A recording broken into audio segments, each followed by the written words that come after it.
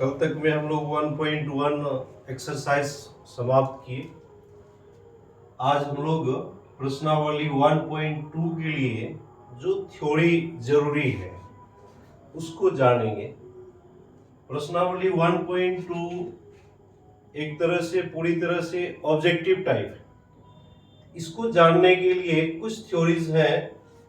कुल topic wise अगर देखोगे तो नंबरिंग है, इसका 6 थ्योरी है।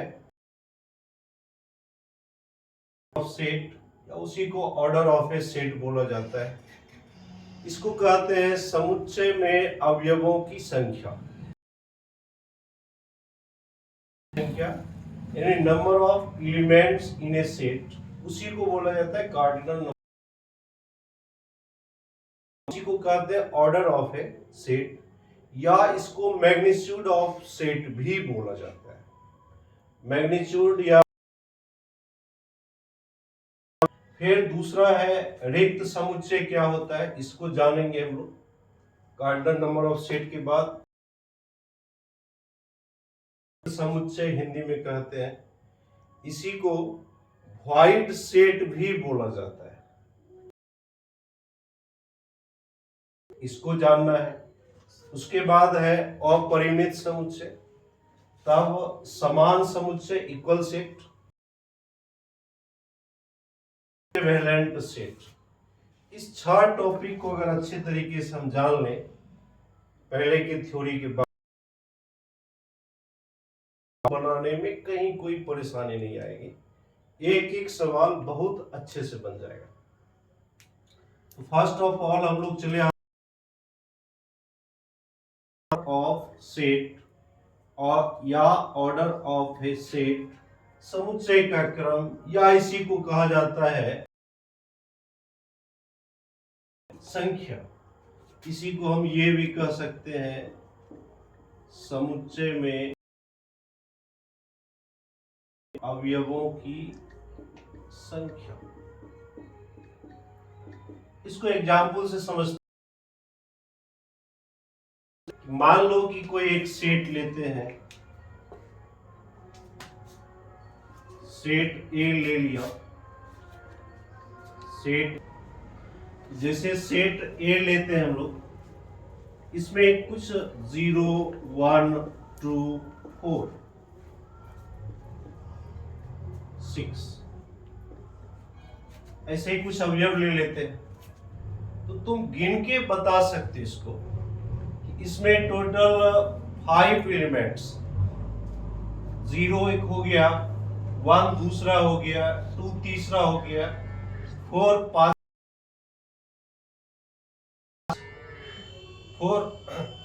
चौथा और 6 जो है 5वां। तो टोटल कितने एलिमेंट है, तो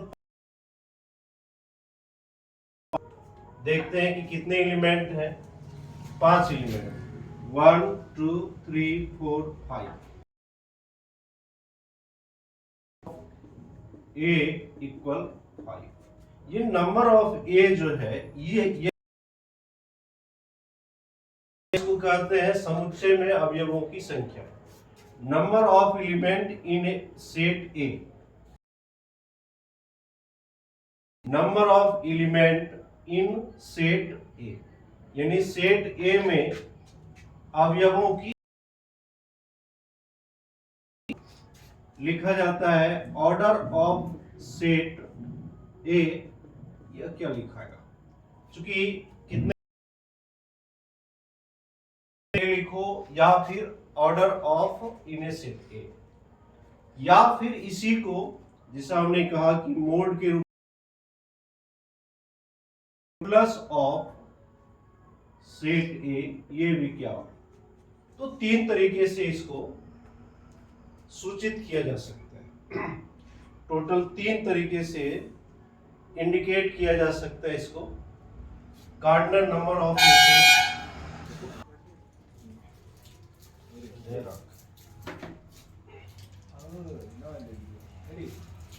अब समुच्चय में अवयवों की संख्या, इसको हमने समझ लिया है।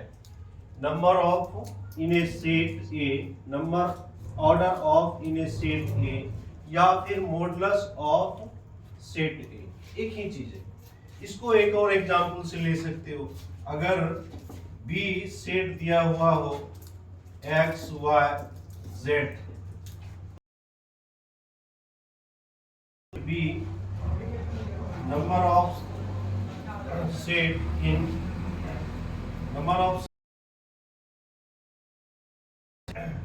Number of element in set B, ये पढ़ा जाता है। Number of element in set B, order of element, order of set.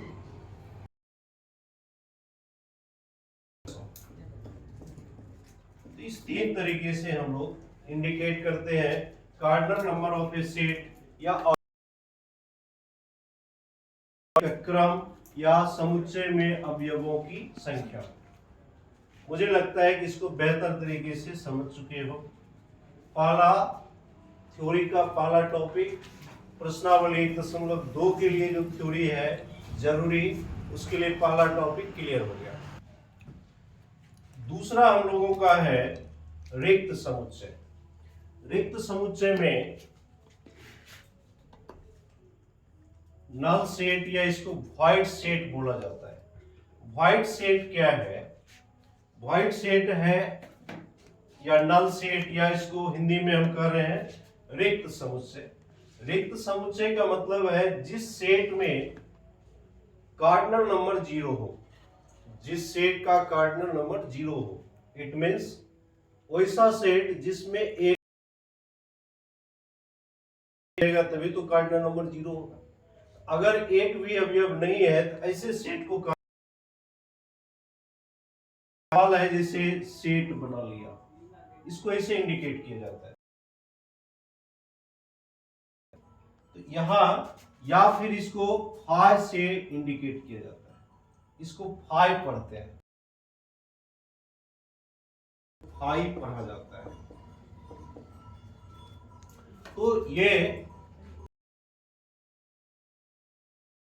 Null set को ही बोला जाता है एम्प्टी सेट। इसको हम कहते हैं या वॉइड सेट भी बोला जाता है अंग्रेजी में, ऐसे हिंदी में रिक्त समुच्चय। तो रिक्त एलिमेंट यानी सेट का जो कार्डिनल नंबर होगा,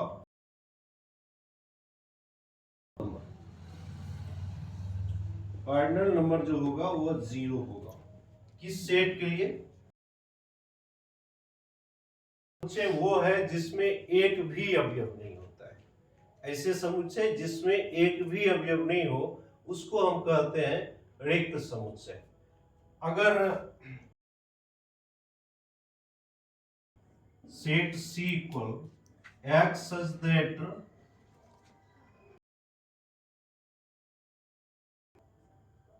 greater than 1 less than 2 और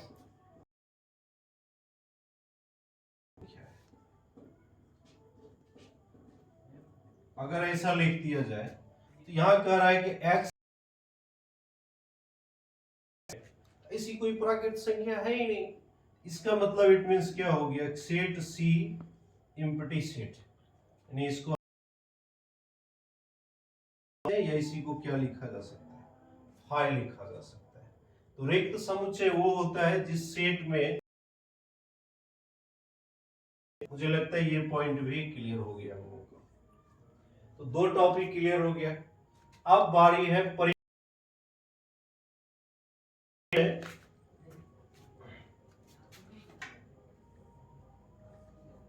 फिनिट सेट। एलिमेंट को हम, जिसके एलिमेंट को हम एलिमेंट को काउंट किया जा सकता है। काउंट करने का मतलब है गिनते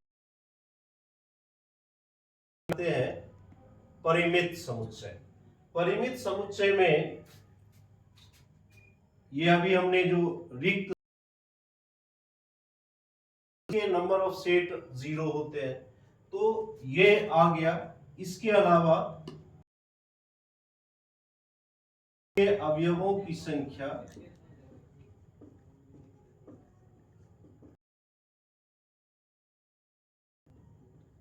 गिनी जा सके।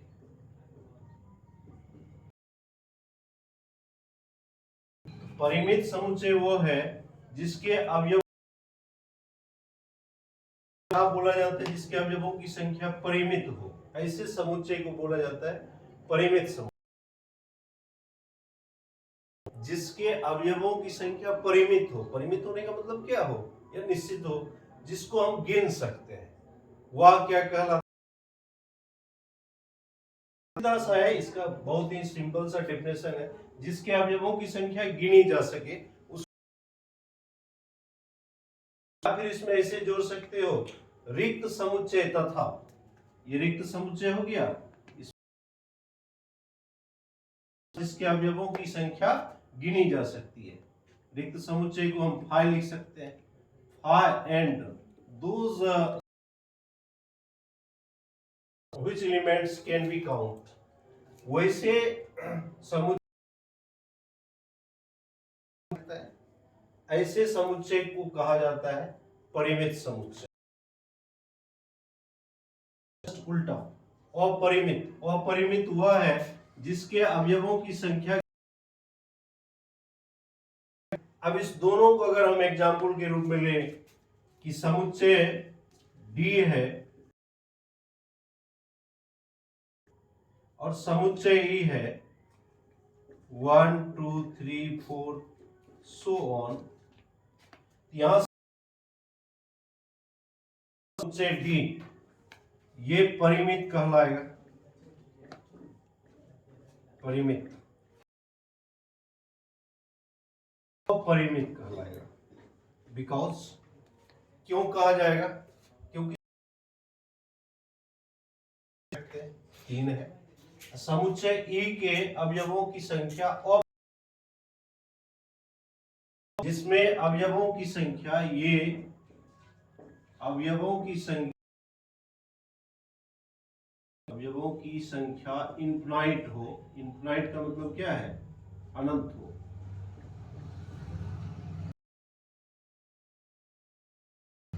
ऐसे समुच्चय को हम कहते हैं परिमित समुच्चय। तो परिमित समुच्चय और अनंत हो, ऐसे अब समुच्चय जिसमें अवयवों की संख्या अनंत हो उसको हम कहते हैं अपरिमित समुच्चय।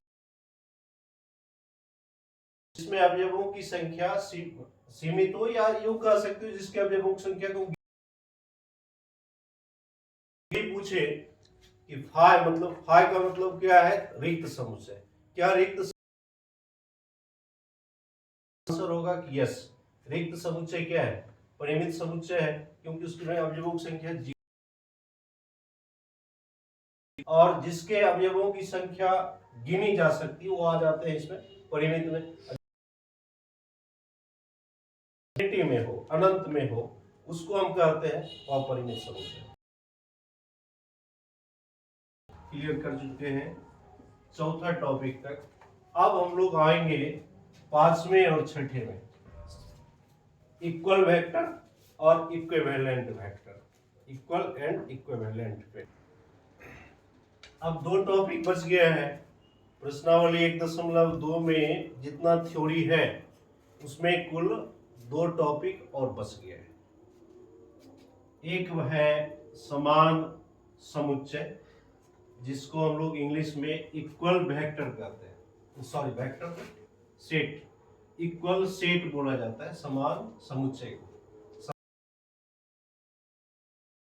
जिसमें कि सदस्यों की संख्या सेम हो, एक जैसा हो, एलिमेंट एक जैसा हो।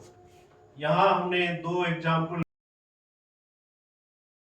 है, इसमें भी देखो 0 है, इसमें 2 है, इसमें भी 2 है, इसमें 5 है, इसमें भी 5 है। तो इस तरह से हम ए में है वही बी में है, या फिर रिवर्स करो, जो एलिमेंट बी में है वही ए में, सभी एलिमेंट बी में होना चाहिए, बी का सभी एलिमेंट ए में होना। इक्वल सेट, इक्वल सेट का मतलब है कि किसी दिए गए 2 सेट, 2 सेट जिसमें कि पहले सेट का ऑल एलिमेंट सेकेंड में, जैसे यहाँ एग्जाम्पल में है, ये एग्जाम्पल है हमारा। यहां है कि इसका क्रम मायने नहीं रखता है कि हमने किस क्रम में लिखा। ए इक्वल बी का, ए का ऑल एलिमेंट बी में है, बी का ऑल एलिमेंट ए में है, इसलिए ये क्या कहलाएगा, ए इक्वल बी कहलाएगा। सी, अगर सेट सी ले एक्स वाई जेड और डी, या फिर इसमें भी एक्स वाई जेड है, इसी तरह इसी क्रम में, तो क्रम तो इसे मायने नहीं रखता है, इक्वल सेट कहेंगे, क्योंकि जो इसमें है उसी वही इसमें भी है। यहां भी ये हो जाएगा बिकॉज सारे एलिमेंट सी के डी में भी है और डी के सारे एलिमेंट सी में भी है, इसलिए समुच्चय को तुम लोग समझ चुके हो। समान समुच्चय, वैसे दो समुच्चय एक दूसरे के समान हो उसको हम कहते हैं समान समुच्चय। अब चले आते हैं हम लोग समतुल्य समुच्चय क्या है। वैसे दो या दो से अधिक समुच्चय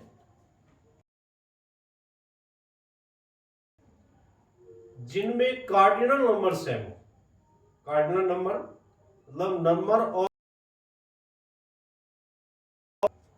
एग्जाम्पल लेते हैं,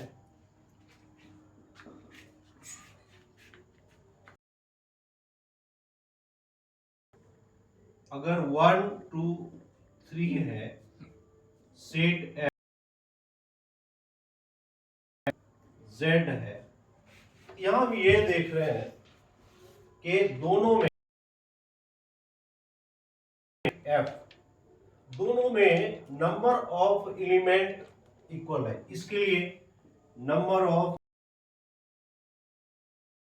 3 है, इसके लिए नंबर ऑफ एफ जो है number of element in the set, दोनों इक्वल है, इसलिए सेट ई और सेट एफ दोनों इक्वल, ये दोनों ही इक्विवेलेंट सेट कहे जाएंगे। समतुल्य समुच्चय, समतुल्य समुच्चय वो होता है अधिक ऐसे समुच्चय जिनमें कि कार्डिनल नंबर इक्वल हो, कहा जाता है। तो समान समुच्चय जितने होंगे, जितने होंगे, क्योंकि इसमें भी देखो कि कार्डिनल नंबर तो इसके भी बराबर है, तो जितने समतुल्य होंगे, बट समतुल्य समुच्चय सभी समतुल्य समान समुच्चय समतुल्य समुच्चय होंगे, बट सभी समतुल्य समुच्चय नहीं होंगे। तो हमारा ये टॉपिक भी क्लियर हो गया समतुल्य समुच्चय। 2 में जितने भी यूज होने वाले थ्योरी हैं उसको हम लोग क्लियर कर चुके हैं। अब हम लोग प्रश्नावली को बना सकते हैं।